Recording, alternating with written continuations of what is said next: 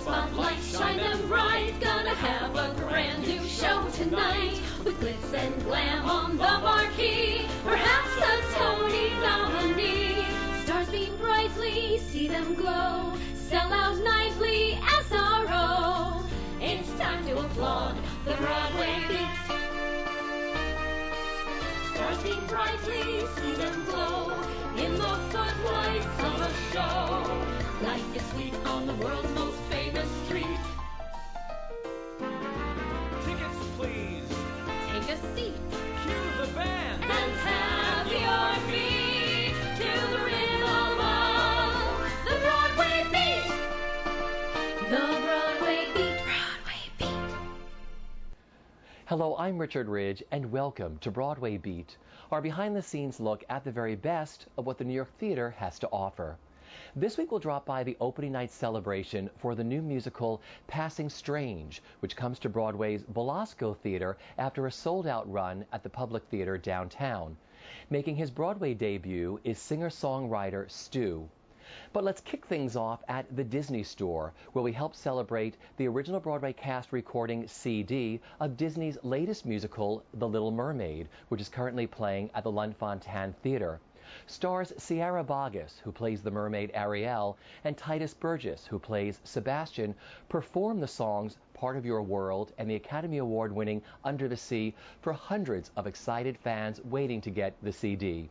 Also on hand were co-stars Sherry Renee Scott, Tyler Maynard, and Eddie Corbett. On land, they understand that they don't reprimand their daughters. Bright young women, sick of swimming, ready to stand. Ready to know what the people know. Ask them my questions and get some answers. What's a fire and why does it? What's the word? Burn. When's it my turn? Wouldn't I love to explore that shore above?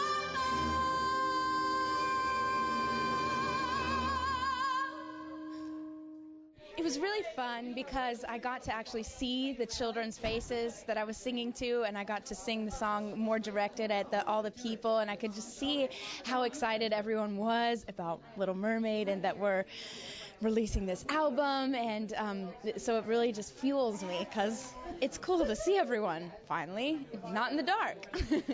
And talk about recording the album. What was that experience like? That was extremely amazing. Such a dream come true because I've always wanted to do that, first of all. But it was also the most nerve-wracking thing that I've done because Menken is sitting right there, and these are his songs, and they're, here we are recording these again, and they're so, you just want to do them so much justice. And so once it was over, I felt just like luckiest girl ever, and just so good. It was quite a process. It was amazing. Let's talk about the enjoyment you get playing this role 8 times a week. It's so wonderful to watch you as an audience member. You give 1,000% when you're up there. You are totally that girl. What is it like playing her? It's quite unbelievable still. I just love her. I adore who she is in the world, and I cannot do the show without giving everything that I have, because why? Why would I? Because it's just, she's written so beautifully. Her songs, I couldn't ask for better songs. The movement I do, just everything, it's very, very fulfilling. Yeah, it's just fantastic. It's not, I don't want to say it was a complete surprise. I have a 5-year-old of my own. I see her and how she responds. And actually, I'm not the most popular person in the world, but I'm quite popular with her kindergarten class. So I see that again. And every time it does it, it makes my heart sing. Tacky, but it's true. I love it, and it just feels so good. And all those smiley faces, and the not smiley faces, the one who are just like, oh my gosh. And then the ones who are like, I don't quite understand how you can be a seagull. And so it's all that on all those different levels. It's pretty wonderful. And then to have them come see the show and then see you afterwards and realize, oh, you wear a beak. Oh, you have wings. Oh, this is what you look like just like us without them. That's kind of great. They're cuter with the lights on, unlike most adults. It's great to see. What's so weird about the show is it's the most diverse audience I've ever played for, definitely, but even, seeing now in the light, there's, older people and younger people and parents my age, and during the show, it's amazing how much they pay attention. I'm constantly surprised by that when I hear about children having difficulty paying attention or sitting still or not at our they're just, it's amazing how into the story they are, and I'm always amazed when the parents are crying and moved and come backstage and just had such a great time themselves. So it's great to see. I prefer performing in the dark, but it's great to see them in the light of day. Let's talk about this role, because you play a villainess who people love to hate but also love to love. Mm-hmm. I've never intentionally played a villainess before. This is great because there's no apologizing and hiding. It's just very clear who she is, and it's very fun.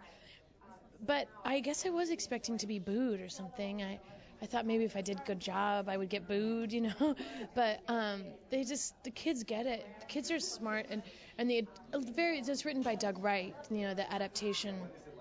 And Doug Wright, has made her very caustic, and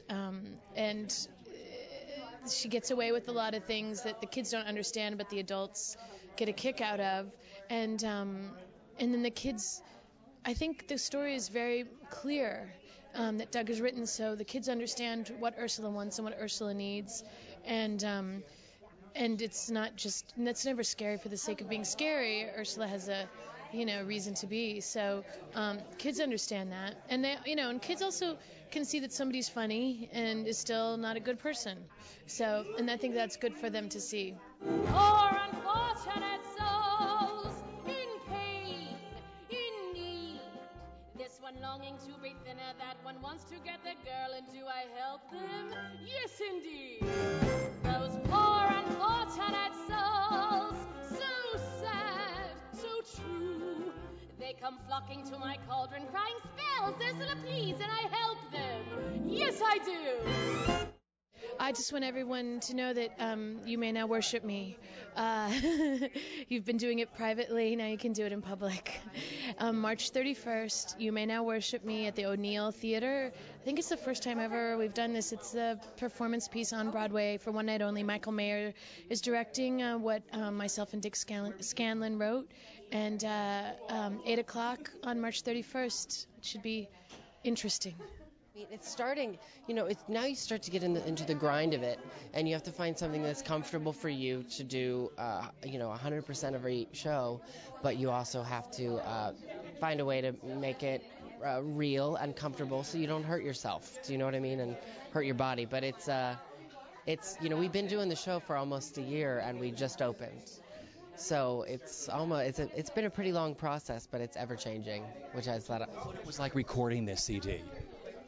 This recording was pretty amazing, and there was a lot of pressure. It is The Little Mermaid.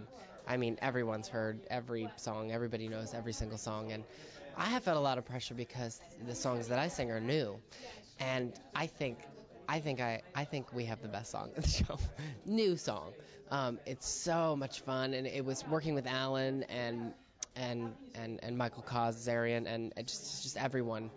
It was a lot of pressure. We were a little scared, but it turned out really well. I'm really proud of it. It's the most proud I've ever been of a CD that I've been on. Under the sea, since life is sweeter, we gonna beat ya naturally. Even the sturgeon and the ray, and the organ start to play. We got the spirit, you got the head under the sea. The new play, the flute, the card play. chop. The bass play the brass, the chop play the top. The flute is a lute of soul. The red he convey the limbs on the strings, the drum rocking out. The practice she say, the smell and the scratch, they know what is hot. You know that love is blood. Yeah. You know what? It sort of reminds me of exactly why we do it. Not only the purpose of this particular show, but just why we get up there and perform in the first place. Because I remember back in 90, I think it was, I was still in grade school, and a tour of Your Arms Too Short to Box with God came around with Stephanie Mills in it, and my mom took me to see it.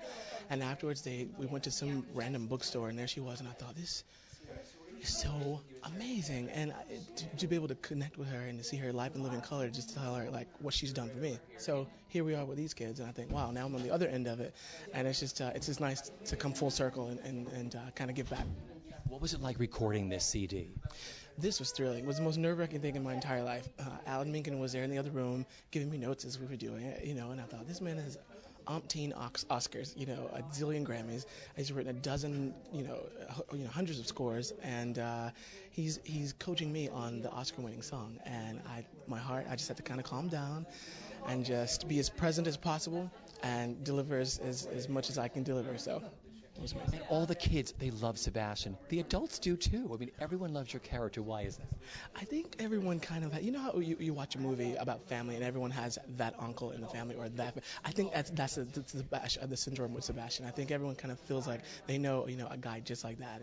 Their nanny or their babysitter. There's always someone there who's a bit crabby, who tries to be the dictator, the authority, but who doesn't, who's a little bit of a softie all at the same time. So I think Sebastian kind of has all those things crammed into one.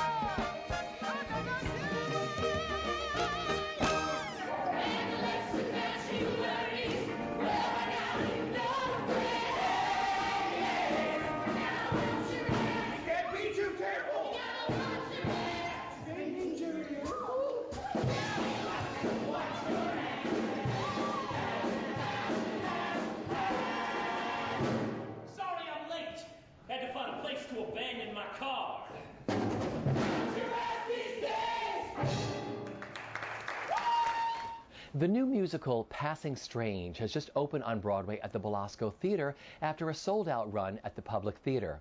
Making his Broadway debut is singer-songwriter Stu, who wrote the musical with his director Annie Dorson and his musical partner Heidi Rodewald. We caught up with them and the cast at their recent opening night celebration. Passing Strange is the tale of a young black musician on a journey of escape and exploration, leaving the confines of his middle-class, church-reared youth in South Central L.A. The further he travels, the more he discovers the voyage within is the one that counts.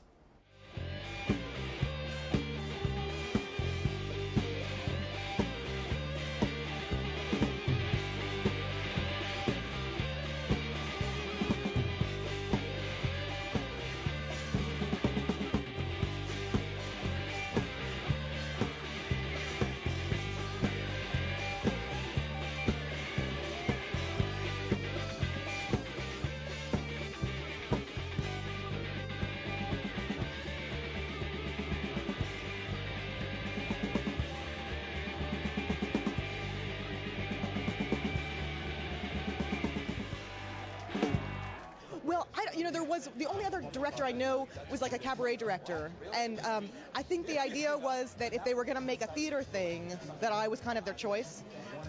So Stu and I have a lot in common aesthetically, and we have this crazy sense of humor, and we have this kind of collecting impulse, to collect references and thoughts and strands from, this kind of artistic discipline and that kind of artistic discipline. I think we're both kind of restless in our imagination. And we also have completely different areas of expertise. So there's a real shared sensibility, but then obviously his musical skill and talent is unbelievable. And I have this sort of theater visual movement thing and dramaturgical skill. So when we kind of started working together, it seemed super, super fruitful, that he had this kind of poetic gift with language, and then I would have all the structural ideas, and then he would have some musical ideas, and I would have visual ideas, and it sort of all came together. Because you've combined the best of what he does, the rock band, with theater. And you don't know where it begins and which one ends, and that's the best thing about this thing. Thanks so much. I really appreciate that you say that. Yeah. What it was like taking it to the Belasco, because a much bigger space than any of the spaces you've had before, yet it seems so intimate in that space. It's funny. We made a couple of really smart decisions. The set design, we went through a lot of ideas about things we might add or change, and we ended up just throwing all those ideas away and sort of sticking with kind of what we had, structurally anyway. And you never quite know. One of the great things about theater is you never quite know until you're doing it. So it wasn't until we started rehearsal, when I started, moving people around, that I thought, oh, this proscenium thing actually is going to work out just fine. And then it really wasn't until the first day of tech when you walk in and you see what it looks like full scale. And for about 3 days, all anyone could say is, oh, God, it really works in here, It really is reaching out to the audience, and it feels just as intimate and just as exciting. So, yay. Well, the main show I was working on was a Tanya Barfield play called Blue Door, and then I didn't even know anything about this show, and they're like, here, do this. We need a black guy, and we want you to do the Stu thing. And I was like, Stu? Who's Stu? He doesn't have a last name? They gave me the script, and it's like I didn't know anything about it, and then fell in love. I mean, from the beginning. Fate is an interesting thing when you sort of fall into something and you have no idea. Yeah. And it's very close to home. I mean, the thing that's so interesting about this show is that, I lived in Germany for a spell and went through the same stereotypes were kind of forced on me that this kid experienced. So it's dangerously close. But I did call my mom. I called my mother. You know what? I read today that Stu did too. So I asked you. I said, I hope that's made up. So talk about working with him, because you're playing young Stu. You're playing him primarily. So what is it like collaborating with him and sort of talking to him during this whole process and collaborating on this? Well, it's fun. It's a wild ride. What's great is that he really encourages my own input and my own experience to add to the role. He loves that, and really just loves any kind of improvisatory stuff that we add to the show. That makes it very easy and a lot of fun to just have a new idea, and I want to play with it. And he'll give me an idea, and we'll go back and forth, which also makes the show different every night. The show you saw yesterday is going to be different from the show we do tomorrow. It's also great. It's like Annie is from the theater world, Stu is from the rock world, and it's sort of this really great blending, yet he seems to work so well, Stu, in the theater world. Yeah, it sort of fits him because, it's all the same. It's about performing. It's about having a great song or having a great show and trying to, and showing people that it's a wild ride and they'll enjoy it, Music is a freight train in which God travels.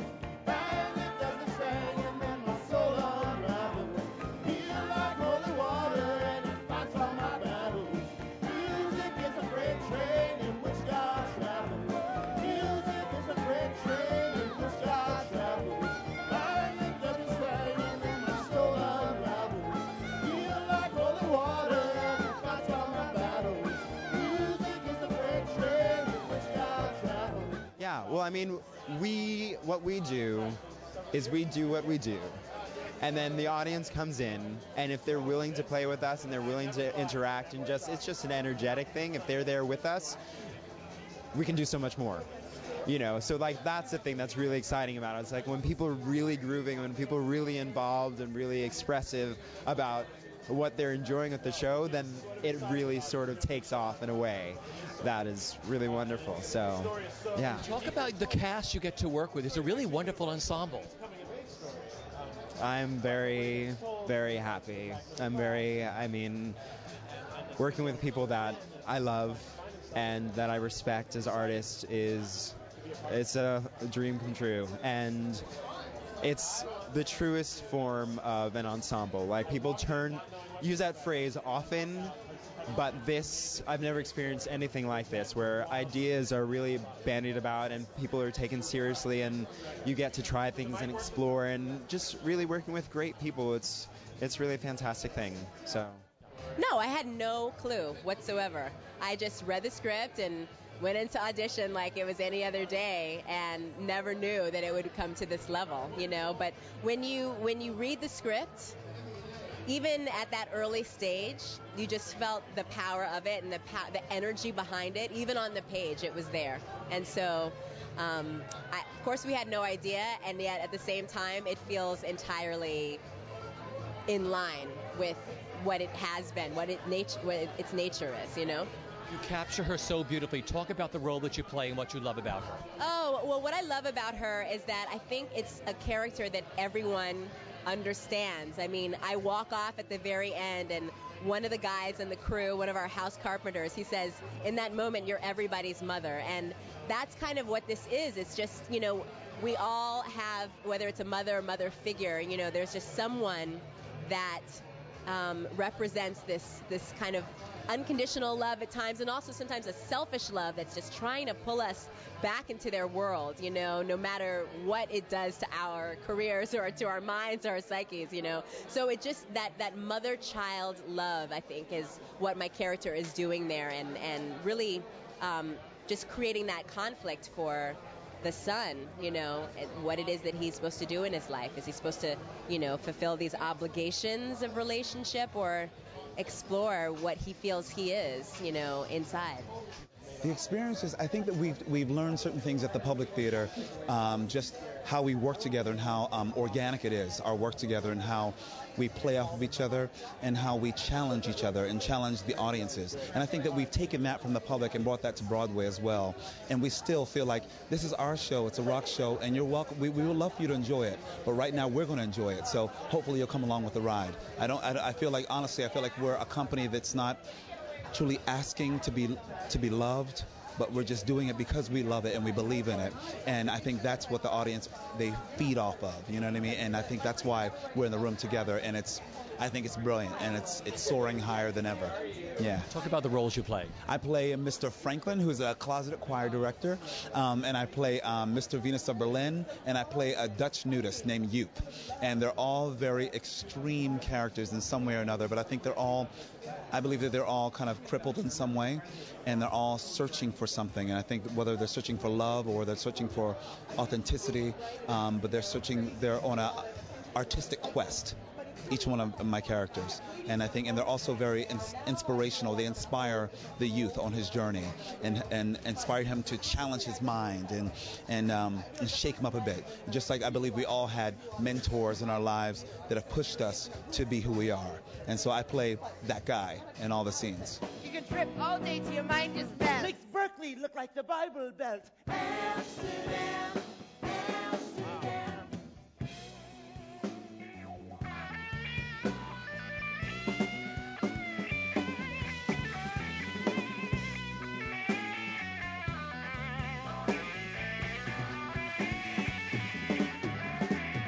Pilgrim made some progress and was pleased he'd gone forth. I done broke my chains and escaped to the north. He was gonna meet his destiny before he met his maker, yeah. King James Baldwin, Queen Josephine Baker. They blazed his trail when they stepped out of line. Oh, they own Paris and Amsterdam's gonna be mine.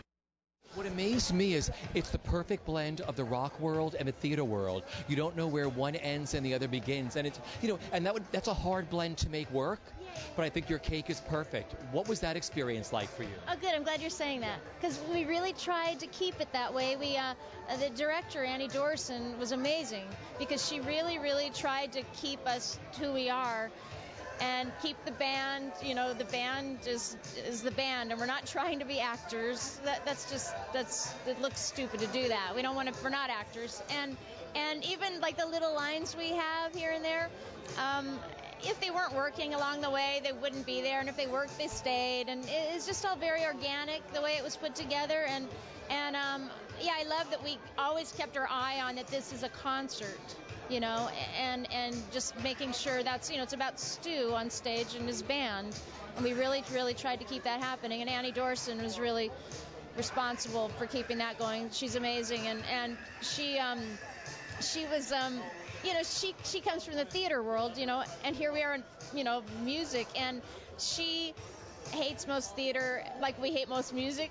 And so we were like a perfect combination of just going, no, there's no rules, anything, you know. It's good that we didn't come from theater, because Stu and I would constantly question things and say, well, why wouldn't we do it like that? You know, and just trying to do what we all love. It's so intimate. I thought the Belasco was going to be so much bigger, but when you sit there, it is bigger. But your show is just as intimate as it was downtown. Yeah. I love the Belasco. I love the theater. It's very old school. You know, come on, how can you not love a place at Barrymore, Houdini? You know what I mean? Houdini made an elephant disappear.